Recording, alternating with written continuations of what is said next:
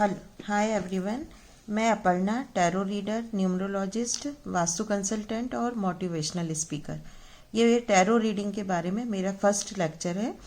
Beginners जो tarot reading सीखना चाहते हैं उनके लिए मेरे ये लेक्चर्स बहुत यूज़फुल होने वाले हैं। और आप किसी भी एस्ट्रोलॉजी फील्ड में अगर आप कुछ सीखना चाहते हैं, चाहे आप टैरो सीखें, न्यूमरोलॉजी सीखें या वास्तु के बारे में या कुछ भी आप सीखना चाहते हैं, तो उसके लिए सबसे फर्स्ट ऑफ ऑल आप पॉजिटिव रहें और मेडिटेशन करना स्टार्ट करें। तो सबसे पहले मैं आपको ये बताऊंगी कि टैरो कार्ड का इंट्रोडक्शन और टैरो कार्ड्स हमें किस तरह से सही आंसर देते हैं। सबसे पहले टैरो कार्ड का मीनिंग क्या है, टैरो वर्ड का मीनिंग क्या है। टैर मतलब वे ऑफ लिविंग और रो मतलब रॉयल पाथ। ये एक इजिप्टियन वर्ड है और प्राचीन समय से, बहुत पहले से ये टैरो कार्ड्स का यूज़ किया जाता है। जैसे कि हमें कहीं किसी भी जगह जाना है, कैरियर चूज़ करना है या किसी का मैरिज प्रपोजल है, तो वो सूटेबल चीज़ क्या होगी, वो मैरिज का प्रपोजल जो है वो हमारे लिए सूटेबल होगा कि नहीं होगा, या जो हम कौन सा कैरियर चूज़ करें। तो ये इन सब जानने के लिए हम ये टैरो कार्ड्स के पहले स्टार्टिंग में इनका उपयोग किया जाता था, लेकिन आज तो हम हर चीज़ के बारे में टैरो कार्ड्स के से पूछते हैं। जैसे कि एक एग्जांपल मैं आपको दूंगी कि अगर हमें हमारे घर से मार्केट जाना है और वहाँ जाने के 4 रास्ते हैं, तो हम उसी रास्ते से जाना चाहेंगे जिसमें हर्डल्स कम हो। तो ये एक फॉर एग्जांपल है मार्केट जाने का। जैसे हमें कोई कैरियर चूज करना है, तो हमें हमारा कैरियर कौन सा हमारे लिए सुटेबल होगा, जिसमें हमारी आगे अच्छी ग्रोथ होगी।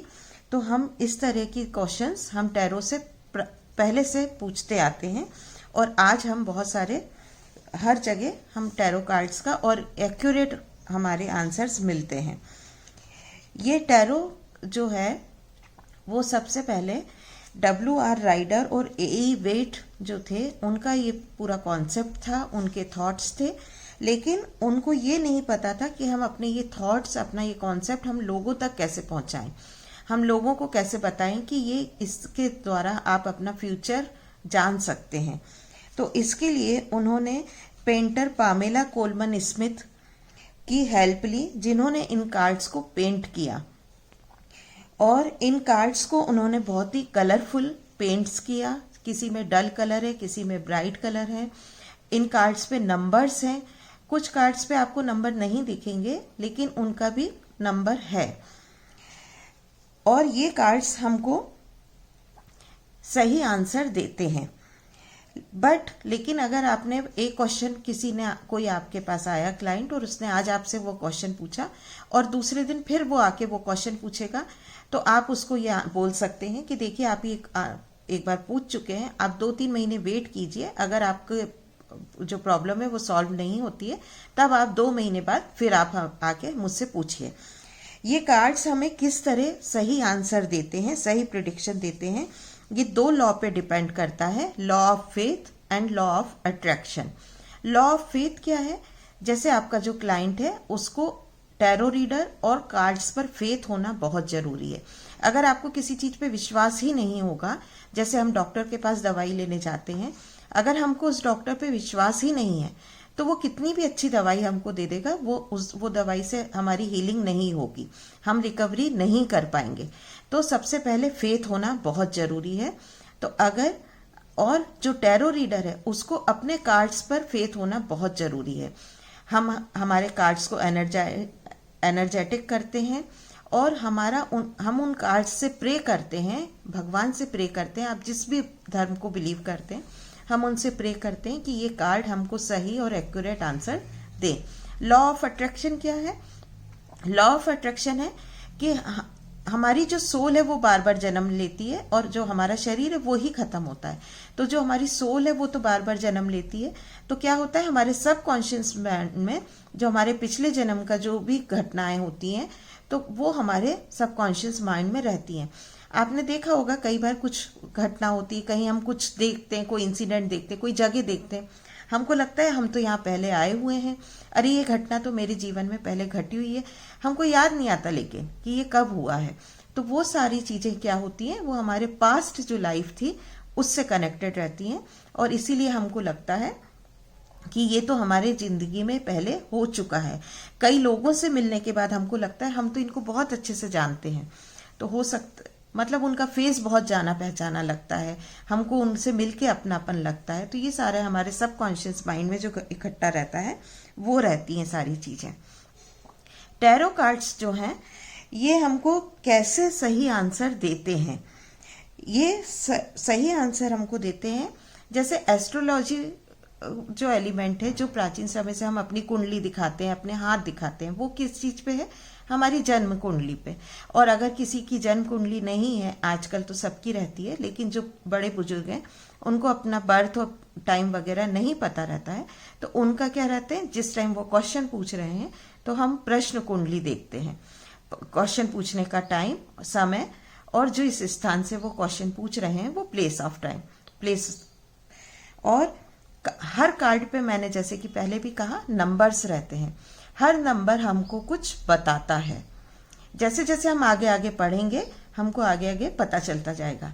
इन कार्ड्स पे कलर्स हैं, जैसे कि ये कार्ड, ये जो मैंने सामने आपको दिख रहा है, इस पे आपको कलर्स दिख रहे हैं, येलो दिख रहा है, रेड दिख रहा है, वाइट भी है, फ्लावर्स भी दिख रहे हैं।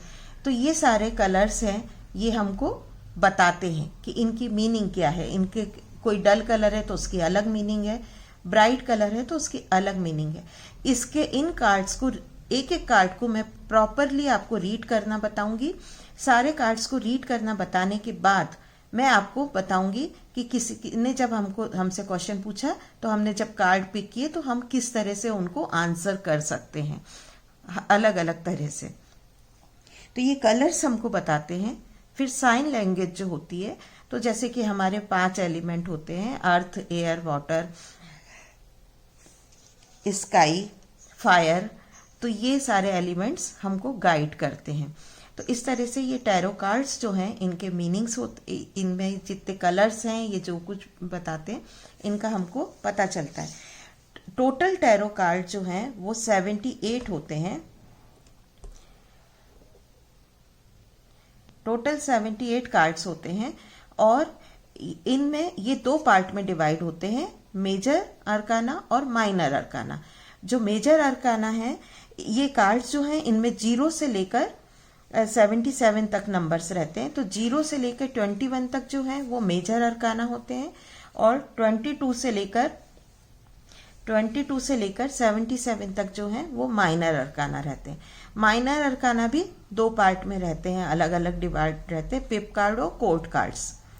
तो ये मैं आगे एक एक कार्ड को लेकर, जैसे सबसे पहले हम 0 से स्टार्ट करेंगे, एक एक कार्ड को लेके वो कार्ड्स क्या कहते हैं, इन नंबर्स की क्या मीनिंग है, कलर्स की क्या मीनिंग है, और फिर वो कार्ड जब आप नंबर की मीनिंग समझ जाएंगे, कलर की मीनिंग समझ जाएंगे, साइन लैंग्वेज समझ जाएंगे, तो जब मैं आपको एक एक कार्ड की मीनिंग बताऊंगी तो आप बहुत जल्दी समझना शुरू कर देंगे। मेरी आप सबसे एक रिक्वेस्ट है कि जब मेरे ये सारे लेक्चर्स आप सुने तो प्लीज आप एक डायरी और पेन अपने साथ रखिए, नोट डाउन करते जाइए। आपको जो कुछ भी क्वेरीज हो, जो कुछ भी प्रॉब्लम्स हो, आपको कहीं पे कुछ क्लियर नहीं हो रहा हो, तो प्लीज आप कमेंट करिए, मैं आपके रिप्लाई करूंगी। Thank you everyone. मेरे इस चैनल को लाइक कीजिए, शेयर कीजिए और सब्सक्राइब कीजिए। Thank you.